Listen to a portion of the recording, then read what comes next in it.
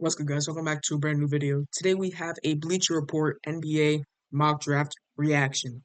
This is, I think, our first one in a couple of months, so we're back into the cycle.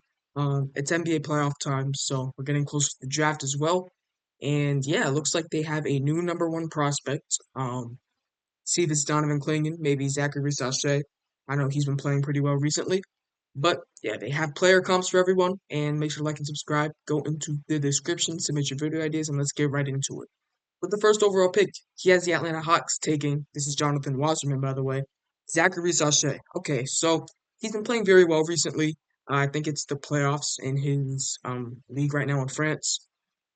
I'm not sure if I'd take him number one if I'm the Hawks. I think they have a lot of players who are similar in archetype to him already. You know, players who can potentially have high defensive upside, who are good shooters right away. You know, Sadiq Bey, DeAndre Hunter, Kevin Huerter, even Jalen Johnson to an extent. I just don't think wing is their biggest need right now. I would rather have Alex Sarr here. Honestly, I probably would rather Donovan Clingan here as well. But if we're not going to take that Alex Sarr, I would rather just trade this pick. Um, that's just my opinion. So Alex or Zachary Sachet here at one. If I guess I don't know if I'm gonna give it a grade, but it'd probably be like a B. I just don't love the pick. I think there's one better guy you could have picked, and if you're not gonna take him, you should just trade the pick. He compares him to Harrison Barnes. I'm not mad at this. I know you guys are gonna be like, well, the number one pick's compared to Harrison Barnes. Yes, this isn't a great draft class, but in every single draft class, there's most likely going to be an all-star and a bunch of solid role players. I think Zachary Sachet can be one of those solid role players going into the future. At pick two, we have the Washington Wizards taking Alex Sarr. I think if he doesn't go one, this is a fine pick. He'll be getting an A plus for me. His player comp is Evan Mobley. I'm cool with that. I've seen Jaren Jackson, Evan Mobley, you know, tall, lanky, big man who are able to somewhat stretch the floor, even though they're still working on it. I think Jaren Jackson's obviously a much better shooter than Evan Mobley, but who really make their money on the defensive side of the ball, being able to block shots, um, extend their extend their defensive abilities to the perimeter and guard some wings as well. I think Alex Sarr has great potential to do that in the league, and he's my number one overall prospect. If the Wizards are able to get him at two, it would be very good. At pick three, he has the Houston Rockets taking Donovan Clingan. I've heard that the Rockets are interested in Clingan. I've heard that the Wizards, Rockets, and Hawks are all interested in Donovan Clingan, which makes me think he might be able to go a lot higher than what we think. But probably still have him as around my 7 to 9 range in prospect. I don't know if the jump shots, if he's going to have a jump shot, you know, going into next season. Most likely not. The foot speed's not amazing. He's not the best post player, but he's a really good defender. He's definitely slower as well, so he's not an amazing prospect. I think the player comp to Rudy Gobert is interesting. Honestly, I would probably rather like a Roy Hibbert. I know that also doesn't sound great, but Rudy Gobert is definitely a lot more slim than what Donovan Clingan is, especially coming into the NBA. At three, though, to the Rockets, you're drafting him to be a backup center unless you think Alperen Sengun can continue to expand his abilities, being able to stretch the floor and play more of a point forward role. But then we might be getting into a little bit of a Indiana Pacers Domantas Sabonis slash Miles Turner situation where they had to move one of them. Not sure if I love the fit, but if Donovan Clingan is really going to be getting eyes to go in the top three, I wouldn't be too mad at it. I think at the end of the day, he's still a top tier prospect in this draft. His player comp is Rudy Gobert. I just don't really like the player comp. At pick four, he has the Spurs taking Nikola Topic. I've heard the Spurs are actually very interested in Stephon Castle possibly to take here at pick four. Topic isn't too crazy. He did deal with the injury. He has injury problems for sure. Like we could definitely say that. I think in my next mock draft, so I'm gonna make one more mock draft before my final official mock draft that's going to be released on draft day. So I think in my next mock draft, I think Topic will go a little bit lower. He might still end up with the Spurs at pick eight, but I'm not sure if he's going to be viewed as highly as he was even a couple of weeks ago because of his injuries. It's just looking like they're continuing to pile on. His play's not getting better either. He's been playing slower since he's gotten those injuries. I'm fine with him though. Still going in the lottery, still going in the top 10. Four though, at this point, might be a little bit too high, even though I had him go two in my official mock draft. His player comp is Goran Dragic. I don't mind this. I guess I think probably Topic is a slightly better passer, or projects to be a slightly better passer. But Goran Dragic was definitely a good playmaker as well. So at four to the Spurs, Nikola Topic. It would be great if he didn't get injured all the time. At 5, he has the Pistons taking Stephon Castle out of UConn. I'm cool with this. I think Castle's cool. I think Ron Holland's cool here too. I also like Matas Buzelis. Those are three guys I'm fine seeing the Pistons take. Recheck still being available. He's probably the guy I like to take here. I think maybe him being a 6'2" wing doesn't really entice you so much because you already have Cade Cunningham as your lead ball handler and you want to continue developing Jaden Ivey. But Monty Williams does not love Jaden Ivey. I think he'd love to get a guy like Reed Shepherd in. Probably starts off the bench, but maybe in the future, if you want to move on from Ivy, a guy like Reed Shepherd can be your guy. But when we go into next season and we have Stephon Castle, Cade Cunningham, Jaden Ivey all on the court at the same time, because I'm going to assume at one point they're all going to be on the court at the same time. We're going to be wondering why we have 5 players that can't shoot the ball at the court on the same time, because you also have Jalen Durham there. I probably would rather Ron Holland over him just because I think the jump shot's a little bit better. But if Reed Shepherd's available at 5, I think I would take him for the Detroit Pistons. He has Stephon Castle's player comp as Anthony Black. Honestly, I don't really love this. I think Castle projects to be a lot of a better defender right away. Even when you think about the NCAA tournament, first rounds, they played against Stetson. So it didn't really have, a player that you had to guard that hardly. In the second round, though, he shut down Bo Buie. In the Sweet 16, I think they won against SDSU. Not didn't have amazing guard play there, but he did his job on defense. The Elite Eight, they went against Illinois, shut down Terrence Shannon Jr. Final Four, they went against Mark Sears in Alabama. When he was matched up with Mark Sears, he shut him down as well. I know Mark Sears ended up having a good game, but Alabama ran a lot of switch actions for him. And in the national championship, UConn's defense just basically took out all of the guard play from Purdue, leaving only Zach Edey, who dominated them, but can't win with one player. So Stephon Castle here at 5. I don't love it, but it's not a terrible pick. I'd probably end up getting like a B plus for me on draft night if this were to happen. At pick 6, he has the Hornets taking Reed Shepherd. If Castle's not available, I'm cool with this pick. Yeah, this is fine. He's my top shooter in this draft class. I think he can go even higher than this. It's gonna get an A plus for me. I love the fit. I love the player. It's cool at 6. Pick 7, he has Don't Connect to the Trailblazers. Okay, so I think this is one of the highest I've seen Don't Connect. There's one website that has him at like 4 though. I can't remember what website it was. I think maybe it's 5 to the Pistons for some shooting. I can't remember exactly what website it was, but one of them does have him at 4. 7 though to the Trailblazers. They do need some more wing help next to their future guards of Scoot Henderson and Jaden Sharp. We'll see what happens with Anthony Simons. But I probably would rather Ron Holland here at 7. They no longer are able to take their future center in Donovan Clingan, so that could play into it as well. But a 1 through 3 lineup of Scoot Henderson, Ron Holland, and Shaden Sharp excites me a lot more for the future than it does with Scoot Henderson, Shaden Sharp, and Don't Connect. That's just my opinion.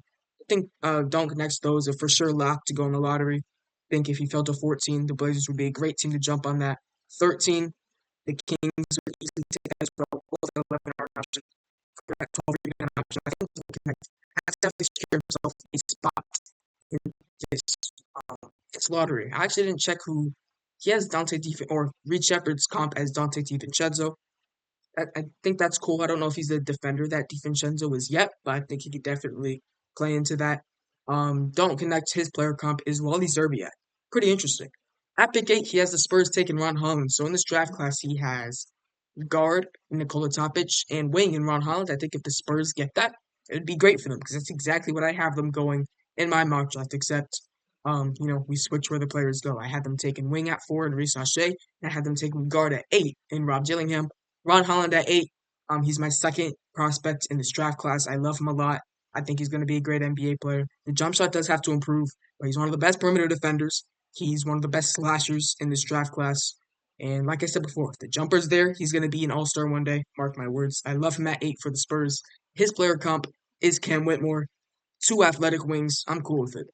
Also, I was actually pretty surprised him being actually 6'6". I think was it 6'6.5" or 6'6" and 3/4 without shoes. I thought he was going to be a lot shorter than that.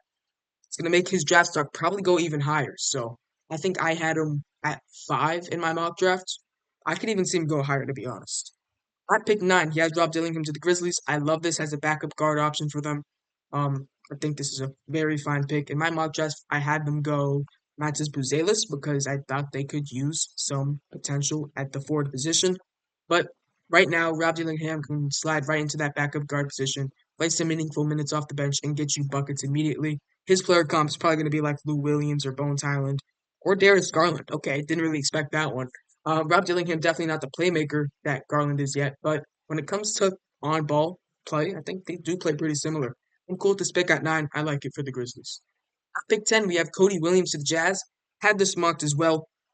I think Cody Williams' potential is definitely something you are able to take out of 10. You're not going to feel too bad if he doesn't pan out to be a solid or to be an all-star type of player. So I think if he puts on some more pounds, if he continues developing on the defensive side of the ball and gets his confidence up in his shot, Cody Williams can be a great role player in this league. All, not all players turn into all-stars, so that's just what you have to know.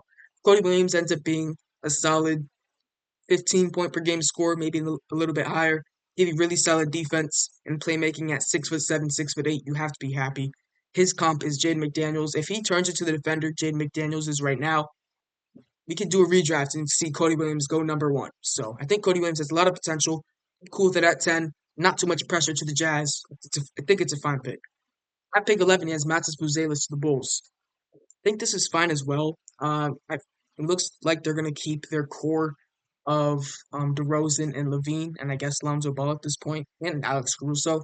So they might want to take more of an NBA ready player, but if Buzelis drops to 11, I think you have to take him. Do not let him drop to 12 for the Thunder to snag him.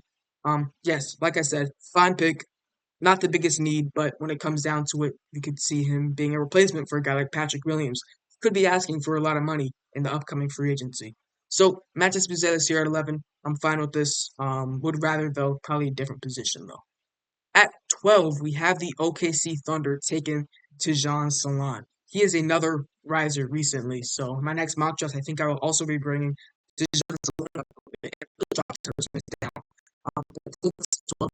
He's going to be exactly what Sean Shank did last year. Just staying on the bench. We'll see how Zhang comes in this year with maybe getting another opportunity or at least more opportunity. With Gordon Hayward most likely being gone, maybe we could see something similar to Jean Salon. And who knows, Josh Giddey could be gone by the time in 2 years. I think to Jean Salon, him on the bench, giving you, obviously we know the athleticism. His jump shot's going to continue to improve. And at 6'9", 6'10", 212 pounds, he doesn't have a small body. He's going to be able to come into the league right away, hopefully stand his ground and be a solid NBA player. I just don't know if he's going to play right away for the Thunder, though, because we know them as a most likely championship contending team next year. At 13, we have the Kings taking Devin Carter. Okay, I mean, they already have someone sort of similar to him and a guy like Davion Mitchell, at least on the defensive side of the ball. Same thing with Keon Ellis. Probably would definitely rather Jared McCain here at 13, but I could see Devin Carter going a lot. I don't mind this at all. His player comp, not the last couple of guys. Max Buzelis Buzelis was Helu Turkoglu, okay. Tejan Salon's Obi Toppin, and Devin Carter we have as Derek White. I think player comp is fine. Just has to shave the head and it'll be perfect. I'm not sure if I love the fit though at 13. I think I said I like Jared McCann a lot better just to be an off-ball guard who's able to catch and shoot right away for them. Devin Carter's interesting though. It's going to be interesting to see where exactly he lands in draft night. I'm not sure if he gets past. I'm not. Where did the Magic pick? I think it's what 16 or 17. I'm not sure if he gets past that Magic pick. I think he can go really high in this upcoming draft. At 14 though, we have the Blazers picking Jared McCain. So going Don't Connect and Jared McCain in this draft class. I'm not going to say I love it. I'd like to see them probably take more of a developmental guy as well. Maybe a Jacoby Walter here. Maybe even a Jacoby Walter at 7. I think they should probably take a shot at one of these players with high potential. Jared McCain, though, he's going to be a solid NBA player. He has really all the tools. I think he's one of the best shooters in this class. The defense is solid. Going to get picked apart at the NBA level, maybe, but we know he's going to keep on developing that aspect of his game as well. He's also good at putting the ball on the floor. I mean, he's going to come into the NBA as an off-ball shooter, but if he continues to improve, develop, we know he's going to be able to put the ball on the floor and be a solid, maybe even a lead guard for an NBA team going forward. 14 to the Blazers. I like this pick a lot. I'm gonna give it a probably like a B plus. Emmanuel quickly is the player comp. Probably not as fast as quickly, but I could see the vision. Pick 15, we have the Miami Heat taking Isaiah Collier. Another one of these benchmarks. I don't think Isaiah Collier falls past 15 on draft day or draft night, I guess, to the Miami Heat because they need more guard play.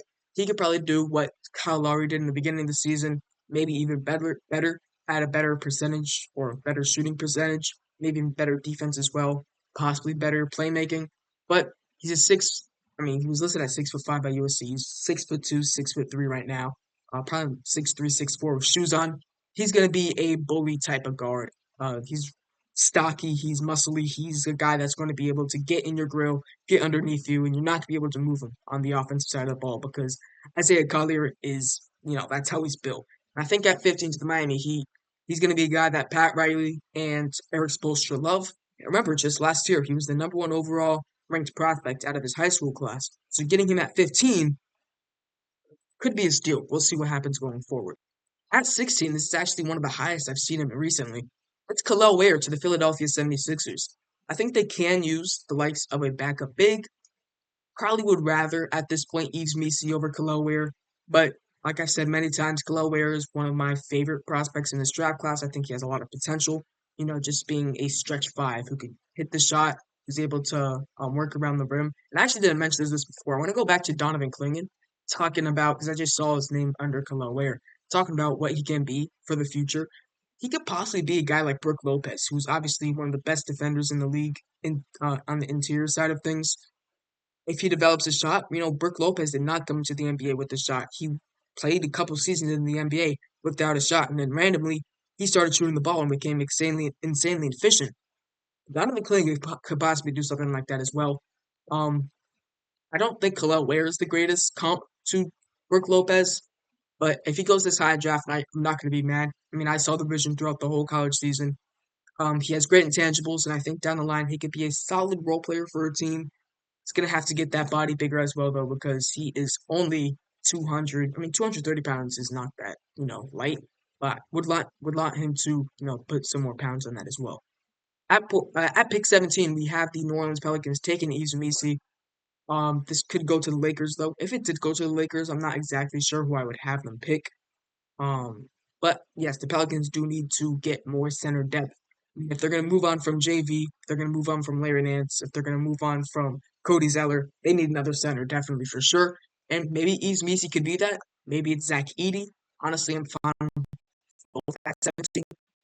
But, this pick also just the Lakers because the Pelicans could force Missi because the Lakers might not be as good. To the Pelicans, I'm very fine. His player comp is Nick Claxton. I've seen Claxton. I've seen Capella. I'm fine with both of those comps here at 17. At pick 18, I think this is the lowest I've ever seen him. It's going to be Jacoby Walter to the Orlando Magic. I'm not sure if he falls this far just because of his potential role player ability for a team. He's 6'4", 6'5". He projects to be a very good perimeter defender. The jump shot was good at Clemson for the most part until his efficiency started going down. KCP, I think, is a pretty interesting comparison. Probably going to be a little bit more aggressive than KCP at the NBA level, but if Jacoby Walter doesn't take as many shots, is more efficient from the field, he could be a very solid role player.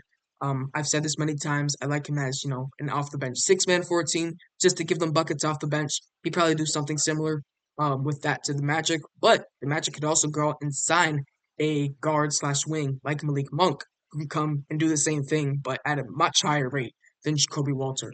So at 18, Walter to the Magic, I'm fine with it. Probably some fits I like a little bit better. I guess most of the bigs are off the board, so it's going to be hard. But I wouldn't mind like another guard here at 18. Maybe Bub Carrington if you like him. But Jacoby Walter's okay. At pick 19, we have Zach Edey to the Raptors. Probably would rather a guy like Tyler Smith here. I just don't think Zach Edey is going to fit what the Raptors are going to try to do next season. They're going to probably play pretty fast with guys like Emmanuel Quickly, RJ Barrett, Scotty Barnes running the show. That's not going to be a slow team. I think Zach Edey's going to, when he's on the floor, he's going to have to demand the ball in the paint at a slower pace, and that's just not what the Raptors are going to be able to do for them. I'm excited for this Raptors team next year. I don't think Zach Edey would be a great pick, though. His player comp is Jonas Valanciunas. That's fine. think Zach Edey could also potentially develop a jump shot in the league as well, which might make him even better. But at 19 to the Raptors, I don't really love it. At 20, the Cavaliers take Tristan da Silva. I think this is also a potential floor for one of these guys. I think da Silva can go as high as maybe even a lottery pick. And at 20, the Cavaliers would be getting a steal. I think da Silva is a very solid shot maker, could also provide for others too. He was amazing at Colorado. He showed all the flashes we needed to see, and he also got them to the round of 32 after beating Florida in the first round and showed out in those two games. They ended up losing to Marquette, obviously, but De Silva was played very well. I think 20, absolute steal. His player comparison is Trey Lyles. I think he can even possibly be a more aggressive Trey Lyles as well. Maybe give you around 12 to 16 points at his peak. I think Tristan da Silva is going to be a great NBA player. And at 20, it's going to be a steal for the Cleveland Cavaliers. At 21 is Terrence Shannon Jr. to the Pelicans. I've kind of fallen off the Terrence Shannon Jr. boat for right now. Don't know how efficient he's going to be able to score the ball at an NBA level with the ball not being in his hands as much. He's going to be forced to be more of a spot-up shooter. And for the Pelicans, with already guys like Jordan Hawkins, Trey Murphy, Herb Jones now able to shoot the three, we're not exactly sure where Terrence Shannon Jr. is going to be able to fit in that fold. 21 to the Pelicans. I think he still might be able to go into the first round, but I'm kind of seeing him as a more of a second round guy right now. So don't love the fit, don't love the pick. His player comparison is Kelly Oubre. I mean, sure, we'll see. At 22, though, the Suns get Tyler Smith. Probably would rather guard here, like a Tyler Kolek, like a Bub Carrington here. I think that would be a very good pick at 22. Tyler Smith's solid, though. I still have him as a lottery pick prospect. I think he could still go top 14. Didn't have a great combine though. I'm sure they're definitely going to mention that here. Didn't shoot well at the combine. Um, he still has a 6'9", or still 6'9" with a 7'1" wingspan, probably around 6'10" with shoes on. Tyler Smith's still going to be fine in the NBA. If he does progress well on the Suns team, then it's going to be seen as a great pick. But with all these veterans, it's definitely going to be hard to do that. His player comp is Channing Frye. Sure, I think he's probably Channing Frye with a better defensive ability. At 23, we have the Bucks taking Kyle Filipowski. Didn't even really mention him in the big men that can potentially be taken. But if he falls to the Bucks and they take him, it's fine. I think Kyle Filipowski's definitely got his name out of the lottery talks for right now. His wingspan is shorter than what his height is. 6'10" and 3/4 height with a 6'10" and a half wingspan. That is not great at all. Players gonna be able to hook over him, shoot over him. He's definitely gonna be a liability on defense right away in the post. I mean, he wasn't a great interior defender at Duke anyway, so that's definitely gonna be able to carry over to the NBA. Yeah, I'm just not sure what his role is going to be in the NBA. Probably just going to be a backup big, but I think on the defensive side of the ball, he's going to be able to get picked apart on even by some of these backup centers in the league because everyone is elite at the NBA level. His player comparisons, Mo Wagner, sure. I mean, he's definitely less aggressive Mo Wagner. He's a smaller Mo Wagner, but if you want to give him the comp of Mo Wagner, go ahead and do it. At 24, we have the Knicks taking Keyshawn George. Very fun with this, them taking a developmental wing who's not going to play right away, play for the Westchester Knicks instead. But yeah, at 24, I think it's fine value. Keyshawn George is going to be on the bench for a couple years for the Knicks, but when he breaks out, do not be surprised. Delano Banton is his pro comparison. I'm not sure if he's going to be as much as a lead guard as Delano Banton is in the NBA right now, but as maybe a wing, I don't mind it at all. I think it's a great pick to the Knicks at 24. At 25, he has Tyler Kolek to the Knicks. Okay, this is definitely interesting. Big man here at 25. I mean, there's not too many guys available. I mean, maybe they can take a guy like a Dembona, who I've been pretty high on this whole season. But Pollock at 25, sure. If you want to play Deuce McBride more off the ball, and when you go into the second unit, then you can take a guy like Tyler Kolek. But he's only 6'1", and if we're going to be playing both Tyler Kolek and Deuce McBride in the backcourt at the same time, that's going to be short, and that's probably going to be a minus on the defensive side of the ball, even though Deuce McBride's not that bad at defense. One of them's going to have to guard the two. And for some teams, they're shooting guards 6'8". So that's just how it's going to play out. 25 though to the Knicks. I don't mind them taking another point guard. Bob Carrington hasn't been picked yet, though, if I'm not mistaken. I would rather him here at 25 to the New York Knicks. Carrington, though, does go here at 26. I think he's a top 20 prospect in my book. Him at 26 would be a steal. His player comp is Nickeil Alexander-Walker. Tyler Kolek was actually Jason Preston, which honestly I don't mind that much. But yeah, Nickeil Alexander-Walker is what they have Bob Carrington here at 25. Up Carrington, like I said before, top 20 pick. He's only 18 years old. He's going to be one of the younger rookies going into next season. I think the second youngest behind Ulrich Chomche. But yeah, I think right away, I think Bob Carrington can bring good backup point. Even if he's going to be projected as Nickeil Alexander-Walker, I think he could still be a lead guard for a team going forward. At pick 27, we have Jalen Tyson to the Timberwolves, another guy I've loved. Watched him. He was very good at the combine. Measured out pretty well, pretty good as well. 6'6", 220 pounds is very good. Probably a little taller than I actually thought he was going to end up being.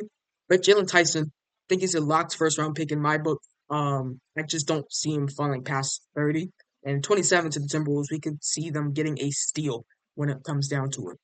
At pick 28, Baylor Shireman to the Denver Nuggets. I think Shireman has definitely worked himself into the first round conversations. He was elite in the draft combine scrimmages. This guy, though, Peyton Sanford, was not so elite, and he's probably going to end up going back to Iowa. Baylor Shireman, he hit his threes at an amazing rate. His player comp is Joe Ingles. He's going to be a great catch and shoot guy for some NBA team, and don't sleep on his playmaking too, because he has that in his bag as well. 28 to the Nuggets, it's going to be a perfect fit for me. 29, we have the Jazz taking Pacome Dadiet. I like this. I think he has also worked himself into the first round talks as well. Wouldn't mind him seeing go in the first round. The Jazz, I think, are an interesting fit as well. You know, taking Cody Williams and Pacome Dadiet might not be the best two picks because none of them have really proven themselves at an elite level. Dadiet is also younger at 18 as well. But yeah, Wilson Chandler, you know, he's definitely a lot more physically built than some of these other prospects. I think at 6'8", 210. But I think Pacome Dadiet, my headphones fell out real quick. I think Pacome Dadiet can project to a very fine NBA player. It's very clear that he is physically gifted at his or in his EuroLeague games right now. So 29 to the Jazz. At 30, we have going to be Ron Holmes to the Celtics getting another backup big. Probably would rather Dembona here, but Ron Holmes does give you some floor spacing, so I got some cool with it here at 30. His player comp is Trace Jackson Davis. Interesting. Probably would not give him that. KJ Simpson at 31. He was an elite at the draft combine. He gave him a Cole Anthony player comp. Bobby Clinton falls to the first round with the DeAndre Hunter player comp. Then Harrison Ingram. Bleacher Report has been high on him the whole draft cycle, so I guess I'm not too surprised he gets into the first round. Johnny Furphy falls out of the first round, which is something I haven't really seen. Be interesting. I think with his shot level, though, it's going to be hard to not take him in the first round. Like, imagine him falling past the Celtics. I just don't see that. McCullough at 35, another guy who I just don't expect to fall out of the first round. Ryan Dunn at 36. Yeah, the combine was not great. He definitely does not have a jump shot, so he could end up falling out of the first. Keyshawn Johnson at 37. I think this is the highest I've seen him. You also have a Dembona at 38. He still ends up going to the Knicks. Cam Christie at 39. Another one of the younger guys in this draft class. I think he does have better potential than what we see out of Max Christie right now. He could be a very fine off the dribble shooter, maybe even a spot up shooter. 6'5", 190. He's probably a little bit small, but I don't mind the Allen Crabbe pro comparison because I think Cam Christie is going to end up having a good NBA career. At 40, we have Dylan Jones to the Blazers. I think that's fine. Hunter Sallis at 41. Haley Larson at 42.